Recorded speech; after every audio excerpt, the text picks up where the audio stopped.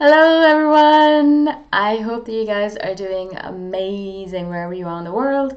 My name is Shikha and I welcome you to my channel. I'm so grateful that you are listening, subscribing, and commenting. I appreciate the support. And if you're interested in supporting me further, you can do that by going to my Ko-fi link. The link is in the description below. In this video, I wanted to do a reply or answer a question that an individual asked. Again, I forgot to take down the name. I'm really sorry. I'm getting terrible at this. But the question was, Dear Boom Shikha, which is nice that they said dear. I was wondering if you could do a video on how INFJs are prone to addictions. I know a few INTJ and INFJs, and it seems that introverted intuition types tend to be addictive and that these addictions are often replaced by other addictions. Thank you. All right, so that was a really interesting question. Now, of course, I am not a psychologist or a psychotherapist or trained in anything like this at all. I'm not even trained in MBTI. I'm just trained in myself, and I only know myself, and this is one INFJ among hundreds of thousands of INFJs. And I've told you guys this before, that a lot of the stuff I say is not going to resonate with you, which is good because not all INFJs are all the same. But a lot of it will resonate with you because in a lot of ways, we are very similar. Now, one of the reasons I don't like this question, and that I'm not saying that because I don't like the person who asked the question, but I'm saying that I don't like the question is because I feel like addictions have a very negative connotation to them, and obsessions, for some reason, have not so much of a negative connotation to them. And I know that INFJs and INTJs as well, my sister's an INTJ, and I see this in her, and we talk about it all the time, how we have these obsessive personalities. Now, how is an obsession different from an addiction?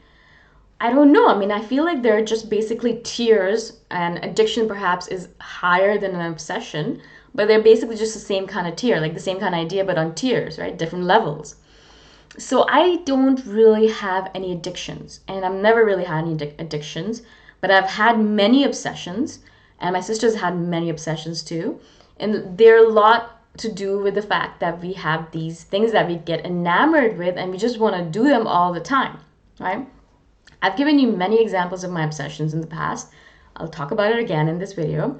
So one or two obsessions that I've had for the longest time, I've been writing stories, short stories, and things like that since I was 12. And this obsession of mine has lasted since I was 12. I used to tell stories before that. If I could write properly, I would say them out loud. So I'd be sitting with my brother and sister or people around me, little kids. I usually used to be the oldest and usually the gang leader. So all these kids would sit around me and I would tell them a story. I would just make something up out of the blue and I would just tell them the story. And I've been doing this, telling stories, for the longest time now, obviously. It's in my blood. I love telling stories. I'm doing this right now, I guess, as well on YouTube. But I also write novels, and you guys know that as well. I write science fiction novels and other novels as well, romance and other things like that. And so this obsession has been with me for a long time, and I believe it is a part of me, a part of my personality, as much as my breath every single day, or the food that I eat, or the fact that I have black hair. Like, I mean, it's just part of me. And I'm going to be a writer and a storyteller until I die. That's just a part of me. It's a part of who I am. Now, I don't know if it's an addiction, it's obsession. Perhaps, I guess the difference would be that sometimes addictions can be a little bit more harmful to you than obsessions. Although I can surely see that some obsessions can be harmful to the person as well. I mean, if you have to close and open the door 12 times before you leave, or 20 times, or 26 times, something like that, every time you leave the house, that can be a little bit debilitating to your lifestyle, right? And so yes, there are different levels of both obsessions and addictions. Now, in general, I've never really had an addiction. Perhaps because I know they're bad for you, but also because I never started smoking. I don't like it. I don't like the way my lungs feel and my throat feels after it. I don't like smoking anything. I don't smoke weed or cigarettes or anything. I don't vape. I don't do anything like that because I don't like to pollute my lungs. I never really got into drugs because, again, I don't like anything that pollutes my mind, and my mind is my haven, my temple, and my body. And so I really don't like anything that will ruin the way I think or affect my brain chemical pathways or neurochemical pathways or my neural pathways in any ways. You know, I don't want anything affecting that, so I'm not addicted to that. I would say that I love potato chips, and so I can eat But usually because I know that I'm not, it's not good for me, I will eat 1 or 2 bags a month. Usually when I'm getting close to my period, I get obsessed with it. I want to eat chips. I just want to eat chips, and I eat like a bag or two and then I'm fine. But obsession wise, I have many obsessions, and these obsessions have been with me for a long time. For example, I've gotten obsessed with, as you guys can see, YouTube. And people tell me all the time, I can't believe you do a video a day. And I'm thinking to myself, I'm obsessed with doing videos, and there's nothing I can do about it. I have to do them. No matter where I go, I'm always thinking about them. I'm thinking about all the different things I could talk about. Even when I'm having conversations with my friends, I'm like, oh, this is a great idea for a video. And they're like, I don't know if I like the idea of you doing videos and everything I speak to you about. I'm like, oops, sorry about that.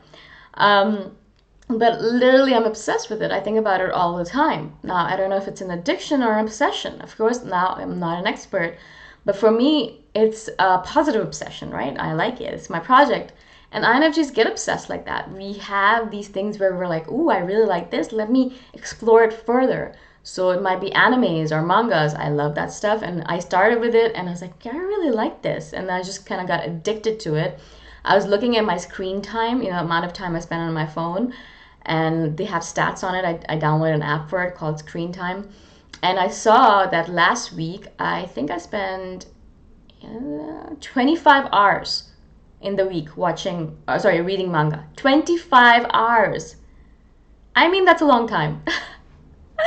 Those were all hours that I spent happily reading manga, so it's totally worth it. But that's an obsession, guys. That is an obsession. So it's not an is it an addiction? Maybe I could say that I am addicted to manga. But when I have work to do, I can very easily put my phone down and be like, all right, you got work to do now. Go to do your work, and then after you're done your work, then you can read your manga again. So maybe that's not an addiction. I guess an addiction is so powerful that you cannot get over it, that you keep on doing it no matter what's going on around you, and it affects your lifestyle and affects the way you live your life, your social life, etc. And I guess none of my obsessions yet have affected my social life because I have no social life really. But I've had moments where I'm thinking to myself, I'd rather read my manga than go out and see my friends. So maybe that is an addiction. Either way, I must say that observing me and my sister, and she's an INTJ, I'm an INFJ, we have obsessions. We have many obsessions. For example, I'll give you a quick example. My sister, she is obsessed with getting fit and dieting and eating healthy, etc. And so recently not recently, 6-7 months ago, she found out that broccoli is a great thing for you. And baking it with a little bit of cheese on top, a little bit of Parmesan cheese or whatever cheese, is really good. It's delicious and it's good for you. Yeah. And so she's been doing that for 6, 7, 8 months now, and she just eats it every single day. That's what she does. Every single day, she gets up in the morning and she grills while she's doing all her other stuff. She's baking some broccoli, and she has broccoli every day. Now that's an obsession. Yeah, that is an obsession. If it's an addiction, I don't know. It's good for you, and she doesn't she doesn't eat it every day. She would say she eats it 5-6 times a week, which is pretty much every day. But the same thing for me. Once I get obsessed with a particular food or a particular restaurant in my neighborhood, I'll go there every morning. They'll see me coming in every morning. They're like, "You really like our food?" And I'm like, "Yep, I like it. It's great. It's good for me. It's tasty. I found a place that I like. I'm going to stick with it until I get bored of it, and then I move on to something else." But getting bored of it takes months and months and months and months on end. I think I've gone to the same place to eat for 6 or 7 months before I was like, yeah, I think let me go look for something different now. Again, obsessive personality. It also has to do with partly with the fact that I have a schedule to keep, and it's nice not to have to think about where I'm going to go eat, and it's good to find a really healthy place with a good energy and good vibes, so I don't have to worry about going in and people fighting or sending me negative energy. So I know there's a lot of reasons for it, right? But again, if you look at it from the outside, if you look at our lifestyle from the outside in, people can assume, they can make assumptions and say, you're a little bit addicted, aren't you? Now, you really have to be careful and look at it from your own perspective and say, are you really addicted? Is it affecting your social life? Is it affecting your lifestyle in general? Is it something that's a negative thing that you're doing? Or is it something that gives you a lot of positive joy? Now, of course, drugs give you joy as well, but my obsessions, like my YouTube stuff and my mangas and my yoga and my writing, they give me so much joy and a lot of positive emotions, and they make my life healthier, happier, and more well-rounded. And I feel so grateful to have those obsessions in my life. And so, is it negative, is it positive? I think only you can decide. Yeah. And so, as I said, I don't necessarily think that we have an addictive personality. Now, I don't, and as I've said, I'm just one INFJ, and my sister's just one INTJ out of 100,000 million. And so, who knows, right? Maybe that is a thing. From my perspective, from what I've seen, we have obsessions, we have obsessive personality sometimes, we can get obsessed with things, but there's always a reason behind it. And in a lot of cases, it's not a negative obsession, in my opinion at least, in my own case at least. All right, I hope this answers your question. If you have any questions about this question that I've answered, then please comment below and I will do another video on it. And again, thank you so much for asking the question. Thank you for all your support. And I shall see you guys the next time around. Bye for now.